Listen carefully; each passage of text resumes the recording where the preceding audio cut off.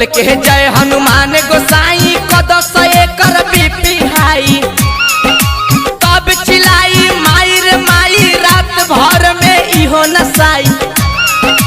जब लड़का के बनी माई बंगल ही खेलावत जाई खड़े खड़े चाहे गमछा बिछाई करस एकर ढोरी चटाई सागर ही पार हो जाई कथा पुरान है भ्रट जुग की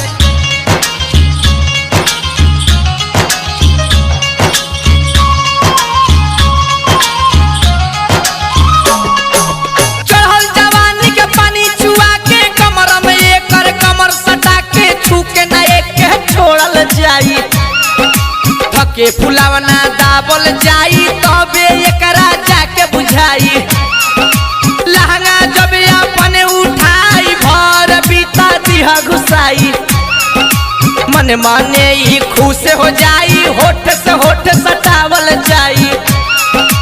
टाइट करे पर कटिए जाई लाज बचा के भागल जाई भवसागर ही पार हो जाई कथा पुरान है भ्रट जुग की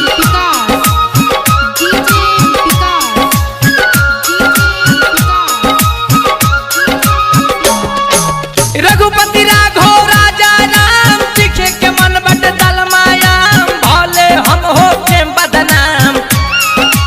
एड़ी से एड़ी लड़ावल जाई तबे माजा बहुते आई गाले एकर के चिकावल जाई धोके खूबे हचकावल जाई गाले पचीन्हा होई जाई तबे त छौड़ी रोई जाई बारी बारी से सभे जाई सागर ही पार हो जाई कथा पुरान है भ्रट जुग की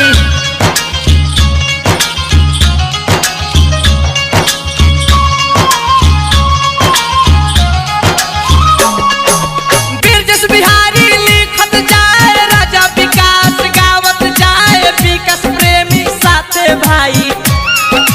सौरभ सवरिया साच बताई सुनह लाला किशन भाई ढोरी पे चाटी मलाई एकाएक प्लान बनाई बाद में छौड़ी मुँह लुकाई बाद में जहर खा के मर जाई शिव शंकर भी जानिए जाई राजा रोशन लिह बचाई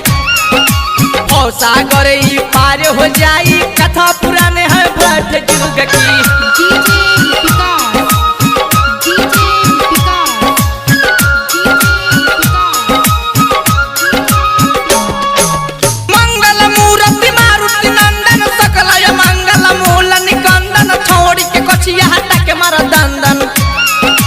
बोल के जय हनुमान गोसाई कदस एकर बीपी हाई